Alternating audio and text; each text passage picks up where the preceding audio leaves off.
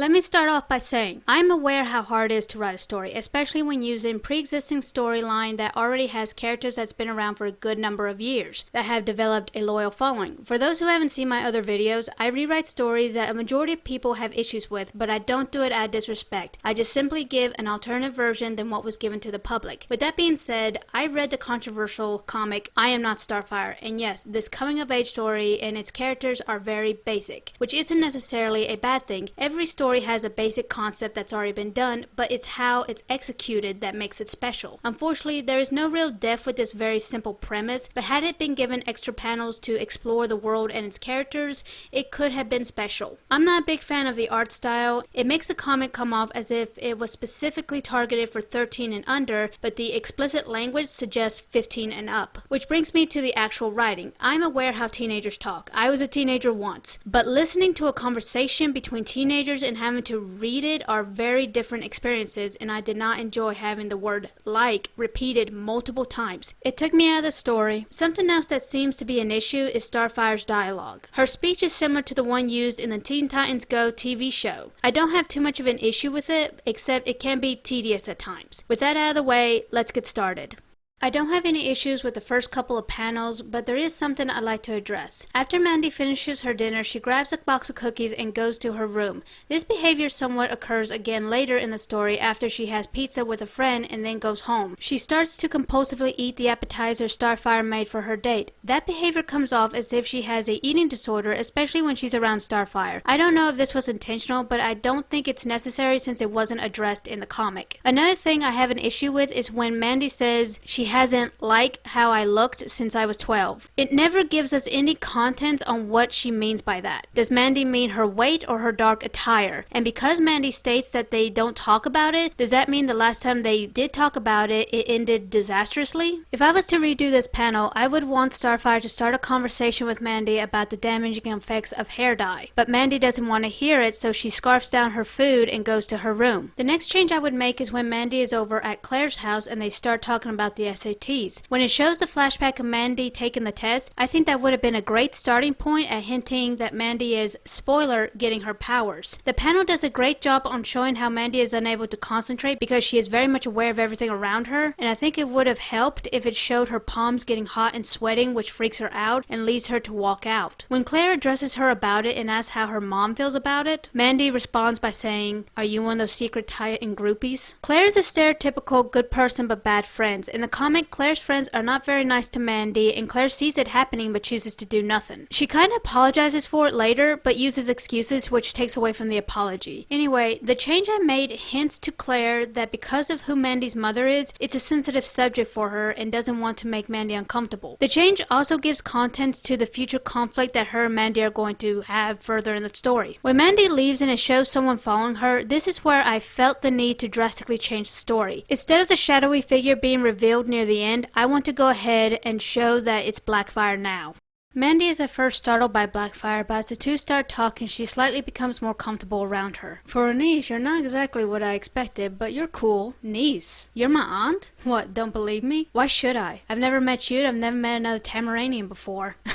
How irresponsible, my little sister. Just because things ended on a sour note between us doesn't mean you should have been deprived of your Tamaranian heritage. Would you like to see her? I don't think she's gotten over it, so no. But if you could, keep this little meet between us. If she knew I was here, she tracked me down only to pick a fight. What happened between the two of you? A story for another time. I really wanted to change this because the reasoning for Blackfire's interaction and role in the comic just didn't make any sense. And it's not just me, it seems that everyone had issues with the execution of Blackfire's character. With this change, it gives better reasoning and anticipation for the big showdown between the three Tamaranians. After the unexpected encounter, Mandy goes home to find her mom's date on the couch. She excuses herself to her room, but Starfire senses that Mandy is upset and goes to talk to her. Mandy contemplates on whether to tell her about Blackfire, but instead mentions that Lincoln wants to visit where his parents are from someday. Starfire still struggles to understand parts of Earth's dialogue, but had no problem understanding the subtext to the conversation. If you want to visit anywhere, you know I'm more than happy to take you anywhere you want to go. On Earth, just like when you were younger. We have any family? That's a complicated question. Starfire is unsure how to continue the conversation, but her date ends it for them as he calls out to her. She promises to talk more about it tomorrow, but Mandy simply replies, "Whatever." Next morning, Mandy wakes with her mom gone. She looks on her phone to see news of her mom fighting a criminal and mutters, "Figures." Another issue people seem to have with Mandy is that when she interacts with Starfire, she can be a bit irritable, which causes her character not to be very likable. In the comic, it seems that Mandy may be interested in her mother's home planet, but her feelings towards it are never explored. In the rewrite, since meeting her aunt, she does become curious and tries to talk to her mother about it. Starfire's reply informs Mandy that there is history she's uncomfortable talking about, which does seem to correspond with what little Blackfire told her, which in Mandy's teenage mind gives room to trust Blackfire. Something else that wasn't given a chance to show in the comic is Mandy's feelings towards Starfire being away all the time and the strain it causes in their relationship. That's why I added this extra scene. When Mandy's at school having lunch with Lincoln, he badgers her to tell her mom about Blackfire. You really do need to tell your mom about Blackfire. She could be dangerous. How dangerous could she be? She comes from Tamaran, and do you hear that? No, and your mom is not the ambassador of Tamaran. You know nothing about its people or its culture. And whose fault is that? I get that you and your mom aren't seeing eye to eye, but this isn't just about you. Think about the safety of everyone else if Blackfire turns out not to be who she says she is. After gym, Mandy skips class to hang out with Claire and her not very likable friends, but after she embarrasses them and walks away, Blackfire claps at the riveting tale. Not bad. Almost makes me wish that really was how things was done on Tamaran. Are you following me? Now that I'm an aunt, I have to make sure nothing happens to my only niece. You really didn't know about me. Just what happened between you and my mom? My, aren't we invasive? You said it was a story for another time, so how about it? Fine, but let's go somewhere more private. Aren't you coming? I can't fly. Is that all you can't do? I don't have any powers, okay? Don't feel too bad. I too was a late bloomer myself. Ciao. Hey, get back here! Part of the takeaway from the comic was that it may have also been an immigration story. There was a point when Mandy was talking about her birthday that she called Tamaran her homeland and that she clearly showed disappointment on how she doesn't know anything about it or her mother. But again, the lack of extra panels didn't give it the room necessary to explore it to the fullest. Something else I thought was a missed opportunity was using the Titan Groupie Club as an incentive for Mandy's character to have complex feelings about the subject, and that's what I tried to show with her conversation with Lincoln. In the rewrite, there is resentment now that her curiosity's been piqued, and her ignorance is shown due to her lack of knowledge of the warrior race her mother comes from. Mandy revealing her lack of powers shows her growing trust with Blackfire that you can already guess is going to backfire. When Mandy arrives home, she's startled by the basket of brochures her mother has collected for her. But Mandy is more interested in finishing the conversation they started last night. Instead of college, I want to talk about Tamaran, its culture, its people, your history. My time there is done and over with, and Earth is my home now. Besides, that's the past, and we need to focus on your future. What's the matter? You just don't get it. You want to pry into my life, but you won't tell me anything about yours. Mandy storms off to her room with the evening ending in disaster for both of them. The comic had this argument coming off a little forced, and my rewrite was an attempt for it to come off more natural and also built more tension between the two. The Titans get ready to leave and Mandy asks how long she'll be gone this time. I should be gone no more than a couple of days. Sector 8 in the Damascus system isn't too far. Are you going to be okay while I'm gone? I'll be fine. I'm used to it. But, I'd like to talk when you get back, so, be careful. After Claire finishes the project with Mandy, she leaves and Blackfire shows up once again, but is startled when Mandy knew she was behind her. You got good taste. Where have you been? Around, and what's it to you? Listen, when my mom gets back, I'm going to tell her that you're here. That's fine, but where did she go? Sector 8 in the Damascus system, wherever that is. So, you want to come in? I'd love to, but I'm allergic to your mom's taste and decor. See you around. That was uncalled for. Again, there were missed opportunities, and one of them was showing that Mandy did worry for her mom's safety despite her being so strong. I also hinted at her powers coming in since she knew to look behind her, and despite her growing issues with her mother, Mandy does feel a sense of loyalty to her and decides to tell her about Blackfire. The next day when Mandy discovers the picture Claire posted, she feels a bit betrayed and damages her locker door when she slams it. Unfortunately, things only get worse from there when she discovers her mom angrily waiting for her at home. So this is what you wanted to talk to me about. What's the big deal? It's not like you took the test or even went to college. My situation is different from yours and you're taking the test again. Why should I? I'll admit I don't fully understand the system myself, but I am aware that a college education does make it easier for the difficult road ahead. You stand here lecturing me about this and you don't understand it yourself? Mandy once again runs to the haven of her room, but this time chooses not to stay. She sneaks out, but Starfire finds her. They don't get a chance to talk as a crowd forms around Starfire and Mandy walks away in frustration. Starfire flies out of the crowd and confronts Mandy. Mandy, you can't run away forever. Look who's talking. How many times have I asked you about Tamaran, but all you do is just keep dodging the question. This has nothing to do with Tamaran, says the woman who's disappointed that she didn't give birth to a super Tamaranian child. Is that what you think? Isn't it obvious? Mandy, Blackfire! Oh, yeah, that's the other thing. Aunt Blackfire's here. Okay, my specific reason for rewriting Mandy's showdown with Starfire is because of Starfire's ignorance towards the subject of college education. I understand that this is supposed to be from Mandy's point of view and how kids feel pressure to go to college despite them not knowing what they want to pursue career-wise, but the fact that Starfire doesn't defend her reasoning makes this climatic moment feel more of an argument between children and not so much a understandable debate between two opposing views. Mandy has finally said that which she has always dreaded was the truth, and now Blackfire has appeared to make the situation more confusing. Mandy, get away from her. What's going on? Don't even think about it, Blackfire. Then don't give me a reason to. Why are you here? Isn't it obvious? Tradition. She's no threat to you. She has no powers, and I have no will to fight for what is clearly yours. You've been away for too long, sister.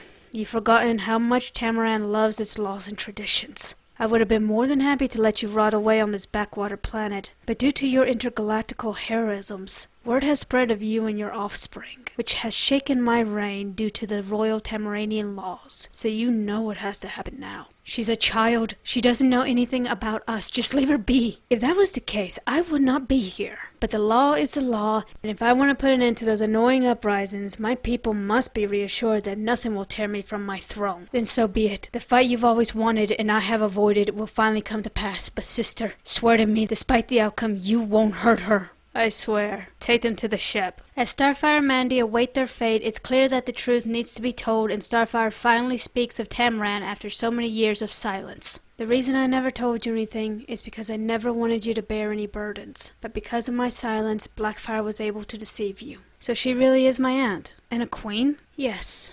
We come from a long line of royalty that rules Tamaran. Traditionally, Blackfire was first in line to be queen because she was the eldest, but her powers didn't develop, so our father declared that I would be next to rule. That didn't set well with Blackfire. She left and vowed to return when she was strong enough to rule, and she kept her word. She returned with power exceeding all within the family, and I was happy for her, until I saw what she intended to use her newly awakened powers for. She took the throne for her own by spilling the blood of its current rulers. After that, I lost my will to fight, and Blackfire had me imprisoned. But by chance I escaped. I wandered the galaxy for a long time until I came across Earth, and you know the rest from there. I am so sorry that happened to you, Mom. Can you beat her? I'm not sure. This is all my fault. I told her that the Titans would be gone, and because I have no powers, you have to fight in my place. I'm so useless. You are perfect just the way you are. You always have been, because you are my Mandy. Mom, there's something else I need to tell you.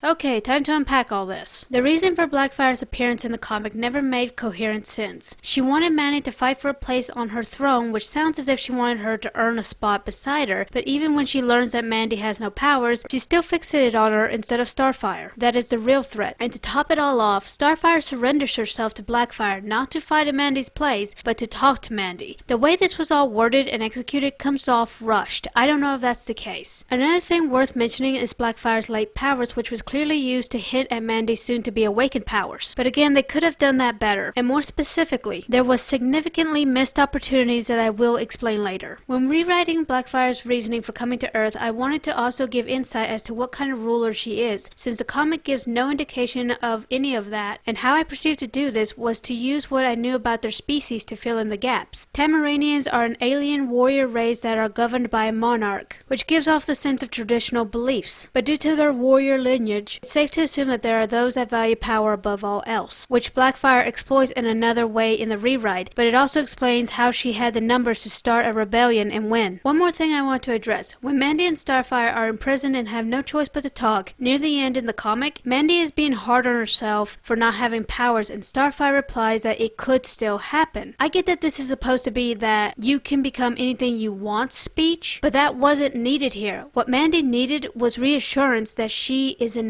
now. Mandy and Starfire are brought into a Tamaran ship and forced into the arena. Blackfire broadcasts the fight for the whole city to watch. Mandy trembles as the match begins. Starfire holds her own well at first, but quickly notices something's not right. She feels herself getting weaker faster than normal and finally needs to ask, "What did you do?" I don't feel right. Like I said, you've been away for too long, sister. After seizing the throne, I made a few changes. Specifically the training that Tamaran warriors go through. There are far too many worlds with little sunlight to none at all. These lights here don't give, but take. Mom! Don't worry, Mandy. You may not have any powers, but I'll find a use for you. That wasn't part of the deal. I swore not to hurt her. That is all. Mandy's heart beats faster and faster as everything she's ever known and loved is about to be taken away before her eyes, and then everything goes dark. Mandy's Tamaranian powers kick in, but Starfire can see that it won't last for long, not under these conditions. She calls out to her daughter, and she hears, but it distracts her from the fight, and Blackfire kicks her out of the air. Mandy's body has never felt such stress and begins to panic, but Starfire calms her down. Mandy, I know this is all new to you, and I know that you're scared, but can you hold out a little longer? For what? Do you trust me? Yes, but I don't know if I can control it. The trick is to not to force it, but to let it happen. Stay calm, and I know you can do it. Well, that was a surprise. I'll forgive you this once, Mandy. Stand down and take a place beside me. And my mother? Thought so. I like where I am. That's a shame. You were starting to grow on me. Mandy does her best to follow her mother's instructions and stay calm to keep her powers from glitching out, but her inexperience is crippling her, and it doesn't take long for Blackfire to get her hands around Mandy's neck. However, Blackfire wasn't expecting an attack from the side as Starfire shoots what's left of her power at her sister. Blackfire is knocked out, but mother and daughter are not out of danger yet as Blackfire's faithful followers surround them, but it's too late. The Titans have boarded the ship, and Mandy lets out a sigh of relief as it's finally over. However, when she returns home, she becomes a celebrity overnight, but that's not the only thing. Cyborg does some tests and discovers that because Tamaranians have the ability to absorb energy from the sun, the longer their power stays dormant, the longer it has to build, which results in stronger powers. The downside is the stronger the power, the harder it will be to control it. While Mandy still isn't sure about her future, she is sure about one thing. She's not afraid to try. Home stretch, everyone. When Mandy gets her powers, it's clear that she is very powerful, but why? That very much seems to be what everyone was asking in all the reviews, and I decided to try to answer that. With that missed opportunity since Blackfire and Mandy have similar backgrounds. The rest ends more or less the way the comic ended it, but leaving room for a sequel, which I don't know if anyone would want. In my unprofessional opinion, the biggest reason why this didn't seem to resonate with people was due to Mandy's character not being given the chance to allow herself to be vulnerable around other people. It's clear in the beginning that she had put up a wall around herself, and at no point do the people in her life attempt to chip away at that wall except for Starfire. However, her attempts at it are very childlike, so it unfortunately doesn't amount to much. I don't know what will happen with this comic, if it'll find its audience or not, but despite what other people may say, I think every comic should be given a chance, and if there is someone out there that likes it, good for them. If you don't, I hope you can find that comic that is just right for you. As for me, it wasn't my cup of tea, and this alternative version may not be your cup of tea, and that's fine. Thanks for watching and let me know what you think.